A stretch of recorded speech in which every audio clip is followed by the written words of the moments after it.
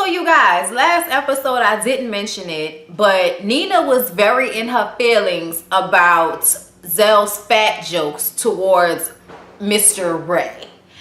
And I was just like, so it's okay for people to make, you know, all the other jokes they make, but for God's sakes, don't make a fat joke. And I'm just like, so you really letting your little inner fat girl fly, aren't you, Nina? I love you, girl, but that was like a personal moment for you. You was taking that tough, and I just want you to know you are not fat. You just have really big titties. Zell was supposed to be going over to give Mr. Ray, I keep wanting to call the nigga Uncle Ray. I don't know why. But anyway, he was supposed to be going over there to hug him. And because Ray was like this the entire time the hug was happening to him, okay, Zell decided to just go ahead and, like, you know, I mean, I don't know what punching he could have possibly done for him to end up with all of them cuts and bloody, you know, bloody cuts, just real blood all over his hands and shit. And I was like, that either had to be all them rings that nigga had on, all his jewelry scraping his hands up, or he was actually scratching at him like a fucking jaguar, okay? Because that's what the nigga looks like. A nigga looks like a fucking jaguar, puma. He looks like all kind of animals that run very, very fast, okay? Zell is a scary looking dude. Ray's whole issue with Zell was that he physically abused his friend. And now you get on stage and physically abuse the beautiful Mr. Ray. I was like not here for that. And especially the way he did it. All of the people on stage wasn't there for the way he did that. Lucci got up and was like, man, what kind of bullshit is that, man? You don't just like run at somebody. Like, because he just ran at him. It wasn't like... I mean, he didn't even just run at him. He came over there and then, like, sneaked him. He snuck him. Like, and then everybody was like, no, if you're going to run up correct. Run up like we about to square up. Don't just, you know, come over like you about to hug somebody, get your feelings hurt for a second and haul off and, you know, start hitting them and shit. That's fucking crazy. Zell needs to go to a therapist. Something happened to Zell as a young boy, as a child. I don't know what it was, but some shit didn't happen to Zell in his life. And this is just because I've been watching Iyanla and she been letting us know that all these angry niggas got issues because of shit that happened in their childhood. You know, they got mom issues, dad issues. Zell look like he just got entire family issues. I feel bad for the nigga, but he better not come back. Then let's get on Alexis Sky. The whole time this shit happening, as soon as the hit happened, the bitch start laughing. Now, Nina and them asked her about that once all the melee calmed down, okay? A1 had to go backstage with Ray. It was real emotional, okay? It was like a real melee, all right? So when they come back and everybody's sitting down, everybody's showing Ray support, letting them know that they didn't think that shit was cool, Alexis Sky is up there giggling and fucking laughing and falling on the floor. And Nina wants to know, bitch, what are you laughing at? Okay, this was some serious shit. It was unacceptable. Okay, what are you laughing about, bitch? Let me know. And she like, oh, I was laughing that he was actually about to hug him. I wasn't laughing about the fact that he got hit. And Ray is real about his shit. That's what I like about Ray. Ray said, motherfucker, you could be happy. You could be laughing that I got hit because I was laughing when Moniece pulled your wig off, bitch. Okay, I was laughing then. So, you know, you can laugh all you want to. Real about his shit. I appreciate that, Ray. Okay, I really do. But yeah, Alexis Sky, go sit your old moped ass down, bitch. That fucking terrible ass colored wig. What is wrong with you bitches? Like, why do you want to walk around looking like a Sesame Street character, bitch? What is that about? Okay, a slutty Sesame Street character, bitch. That's what you look like, okay? Laughing about that shit. That shit was not funny. That shit was fucked up, okay?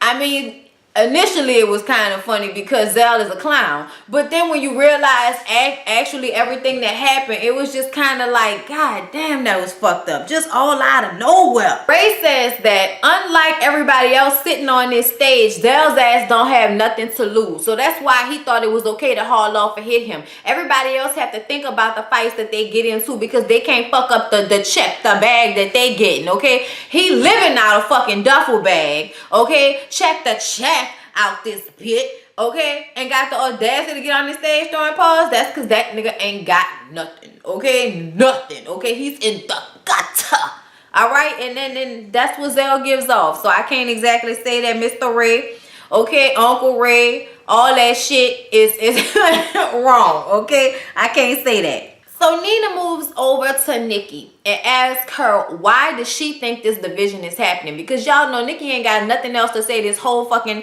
you know, reunion, because she ain't had no storyline. So if we don't ask her opinion on something, we'll never hear from her. And sometimes I feel like that's best, because I never feel like she can really get her words out the way she wants to, especially when she's speaking to Masika, who loves to run her mouth so fast that she can't let the other person get a word in edgewise. Okay, it's a tactic. It's a way to shut people up. It's a way for them to get exhausted with the conversation and move on. As far as the host is concerned, it's like a way to really like handle some shit without having to confront what the person is actually saying. And what Nikki was saying is that none of these people, not none of them, but a lot of these people are not really friends. They play like they're friends, but they're not really friends. Okay, and that's a true statement that she was making, and she was about to get into that, and then Masika started screaming and hollering because she said that Lyrica and Masika don't like each other because of her. That's what she was trying to say, but Masika wouldn't let her get the shit out, because she was like, when did I say I didn't like Lyrica? How do I not like Lyrica? Like, it became all of that. And I kind of felt like Masika wasn't even around to get into it with Lyrica. The only person that got into it with Lyrica was Moniece, okay? And if that's the case, then Moniece is always taking on Masika's beefs, and that's fucking pathetic, and I'm tired of talking about that shit. But however, these bitches end up on that nasty ass fucking carpet, okay? Masika's talking about, come get me, bitch. Come get me, bitch. And it's like, come on now. And then Nikki's laying back on the couch talking about, come impregnate me, next rapper, nigga. Come impregnate me. It was just too much. So then we moved to beautiful Brooke Valentine, who looks gorgeous. Okay, and Marcus that looks nice in his little fuchsia suit and his sunglasses for no fucking reason. I understand they're lights. They're lights. I understand. Okay, I'm not mad. Whatever. Okay, and get on their little situation. And Brooke says, contrary to popular belief in my comments, I am not a whore, and I am celibate and have been celibate. And that was part of the reason why I fell in love with Marcus, is because he was like kissing me without any, you know, without really trying to get in my panties. I didn't feel like he had any motives. I felt like he just really wanted to be with me and spend time with me. And it's like, see, he wasn't fucking you, so he was fucking probably still fucking his wife, and fucking Jade. So that's how that all happened. So then that makes me look at that statement that Bridget made a little bit closer about her saying that she would have been giving it up, then he wouldn't have cheated on her. That makes me want to slap Bridget in the fucking face even more, because it continues to show that she really does have issues that she doesn't think she has. Okay, she thinks because she's Grammy winning and she's gotten to wherever she thinks she's gotten in her music career, not to knock anybody's accolades down, because like I said, I've complimented Bridget a whole bunch of times that she's a beautiful singer and she's a great songwriter. We know she has talent, but that does not negate the type of person that you are and the issues that you have, and thus needing to work on those, because you show your ass and think that you don't.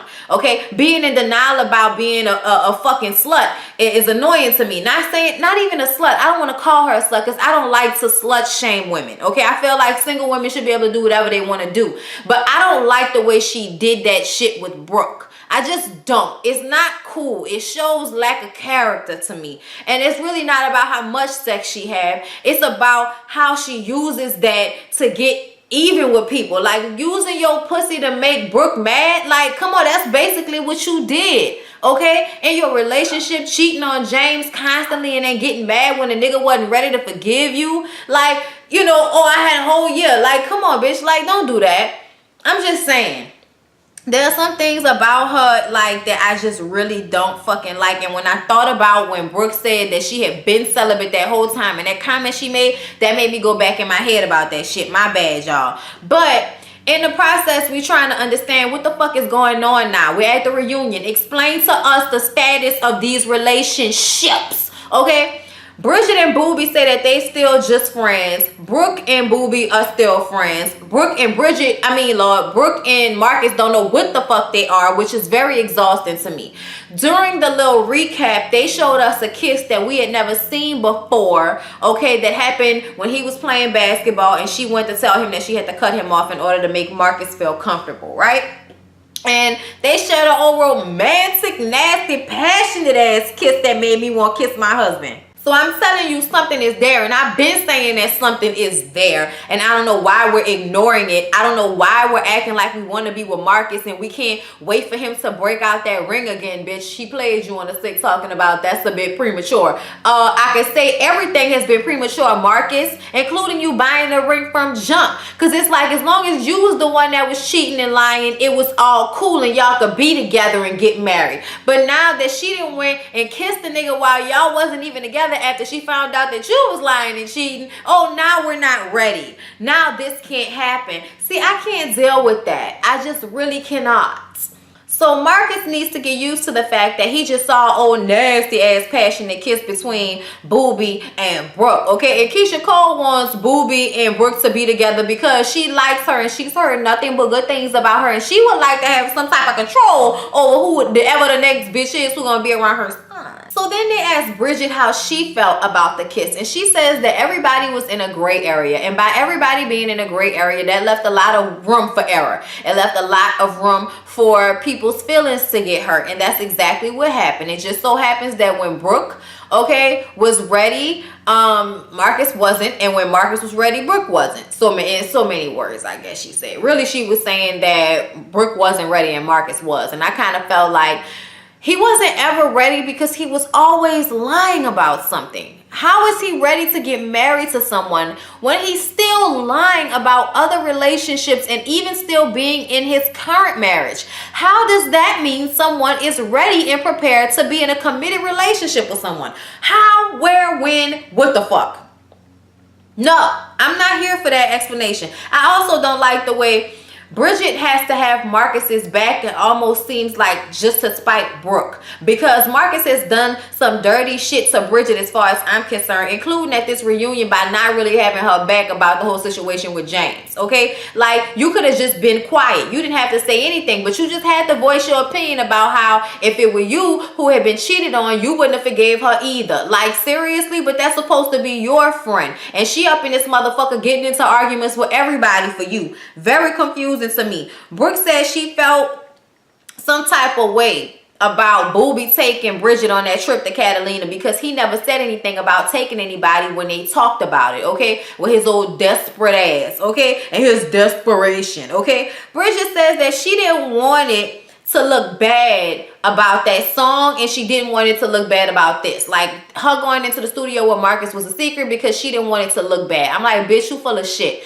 because you could have just said that and I don't think it would have looked bad. Like, you sing, he's your best friend, he's a producer. Why would y'all not work together? Why would that look any type of way to Brooke? To me, as long as you were being upfront about it. Lying about it is what makes me feel like, bitch, what are we missing here? What were you lying for? You know what I'm saying? That gives me question. That gives me pause. Not you going in the studio with him and then saying the shit. You weirdo ass bitch. I'm just saying, y'all, like, her reasoning is just whatever. And she did point out that it was Marcus who was being faulty because he didn't say anything about that song being Brooke's song, and he felt like it wasn't her song, it was his song. And since she was in the studio with Booby, that he could use his song however he wanted to. And I already told y'all, this is something that we already seen in Love and Hip Hop history, with niggas giving songs away to other people when they get in their feelings about whatever girl they fucking that song was originally for, okay? We've seen it with Erica Mena and Rich Dollars, like I said before, so it ain't nothing. Then James makes a comment when Bridget and Booby say that they are just friends. He says, oh, y'all not gonna make good Miss Good Pussy #2? And everybody was laughing who was off the stage, but Booby was like, bro, that was whack. Like, that was whack. I felt like it was a whack joke too. I felt like it was stupid for him to say. I felt like you really showing that your feelings is hurt more than you want to let on, my nigga. Like, I really feel like that. But as a man, he doesn't know how to vocally say, bitch, you did not try hard enough to make me feel like I could trust you before you was just ready to be like, oh, you're not over it? Fuck you then.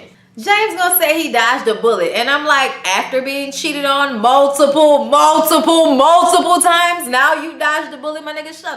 Shut up, okay? Keisha comes back on stage and basically says that she doesn't understand why Brooke just couldn't keep it 100. If it wasn't working with Marcus, just leave it alone. If you do feel something for Booby, then say that's what it is and explore that. You know what I'm saying? But why be trying to make somebody mad and shit like that? Which I agree with. Then we get on Cisco and TT, okay? And asking TT what things have been different with her and Cisco had her friends not got involved in the whole relationship and her having a problem with alcohol. And she felt like yes and no. And this is when she finally tells us in so many words, because I feel like she's leaving out the fact that they did this on television. But she felt some type of way about all of the secret meetings they were having to talk about her. And I'm like, well, bitch, if we're gonna put together intervention, we gotta have conversations when you're not around, bitch. Ergo, secret meetings, okay? I still feel like being mad about however this came about is just petty at this point, and you just looking for somebody to blame. Holding on to that, to me, you know what I'm saying? Like, just let it go. But I do feel like she don't really want to fuck with Moniece. Her and Moniece go back and forth about who was calling who. And Moniece insists that she didn't have her extension. I felt like Moniece was lying about that. Bitch, you have her dog. Why would you not have her extension? Why would you not be able to get her extension at rehab? That's bullshit to me. Okay? But Tiara just is like, neither one of y'all were calling me every day. I did give you my extension. I don't know what the fuck you talking about. You know what I'm saying? Like, it's just... You could tell it's still not in a good place between Moniece and Tiara. Like, Moniece couldn't even be on stage when they was talking about this shit, and I didn't understand why. Moniece explains that she and Nia decided to go and talk to Cisco because Nia felt like he should know what was going on because they felt like she needed help. She didn't really want to go and talk to him, and I'm like... You lying. I think you did want to go talk to him, but I don't think you had like faulty motives behind it. I think you was trying to see if you could get somebody else behind y'all to make her realize that she needed to go to rehab, especially since he had been around her when she was drunk.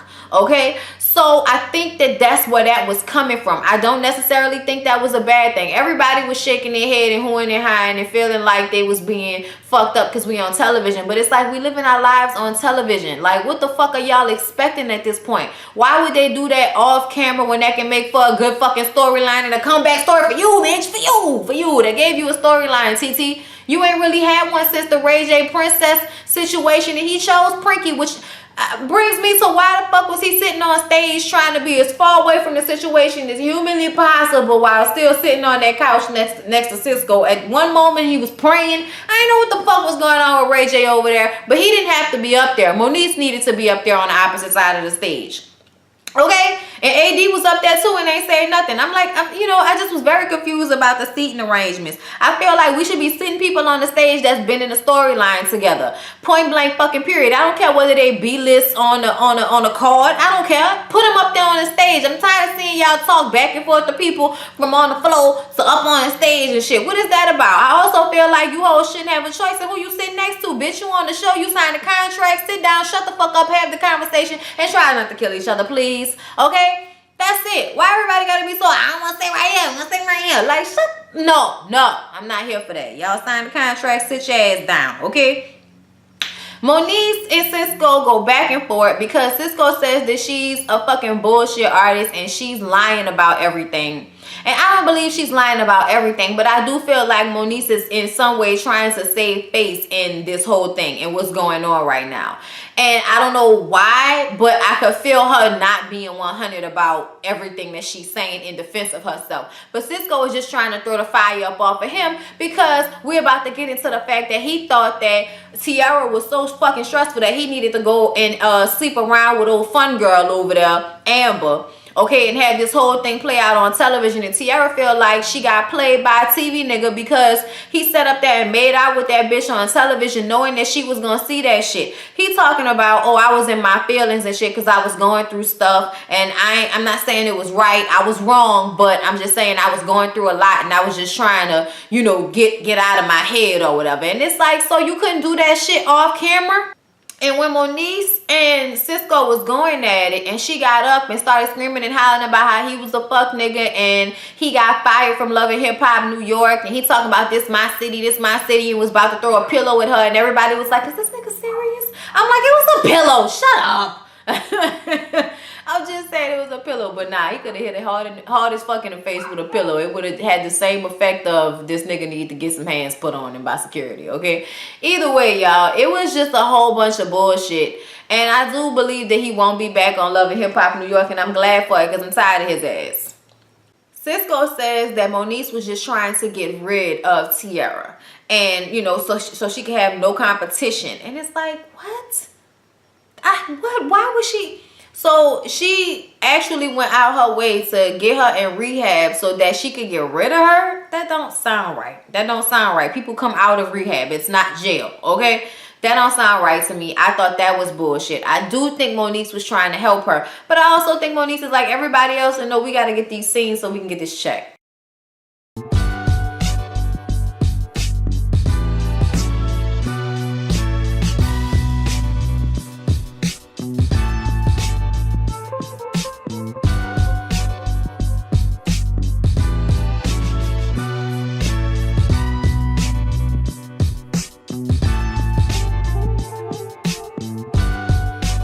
About Chanel West Coast scene, I thought her dress was nice, but once again, that hair and makeup and this look is just not the business to me. I could like really care less about her whole little situation. Everybody know that Nube song is cool. Everybody likes that song. Cool, great, fine. A1 and her kind of kissing makeup a little bit, you know, with Lyrica sitting there like nobody touched me. I don't like this bitch. Like it looked uncomfortable. I ain't even going front. Then we get on A1 working with other women. And Lyrica says that it wasn't about other women. It was about finishing her project first. Okay, that's what it was really about. And at the end of the day, he has stopped her from working with other male rappers that have come and tried to work with her. And it's not even just about that. It's about bitches hitting him up in his DMs like, hey, boo, I want to work with you. No, come at him correct. He is A1, okay, all the way. Okay, he is popping right now. And if it's worth the money and it's Beyonce and Keisha Cole and Kelly Nolan and all of that, you know, like Roland, I'm sorry, and all of them. You know what I'm saying? If it's people like that, then yeah, we gonna get this bag. But if not, it's just regular bitches coming through on Instagram. Nah, we straight. I ain't got time for that. And that was that. And I understood how she felt about that, okay? Keisha Cole performed, and I noticed the shade that there was some women missing from the audience, which I don't understand because I thought that song was everything. Okay, I thought her performance was good. Why y'all hoes hating? The song is called Incapable, and it was about Booby, okay? And they kept showing him on camera. It was fucking embarrassing, okay? Once again, I felt a little bad for him, but that's what you deserve, nigga. That's what you deserve, okay? Then we say goodbye to Safari, the bad man, you know, the stump man. Okay, and kisses and hugs and shit, and we sad cause he leaving, but don't be too sad cause he gonna be in New York and we already seen our previews, okay? But anyway, y'all, that was basically everything that happened on Love and Hip Hop. They did say that Hazel was fired. We still don't know if Zell is coming back. I'm glad they fired Hazel ass, but we'll get into that on the Bondi Blue Show. So y'all tune in to the Bondi Blue Show, and I'll see y'all in the next one.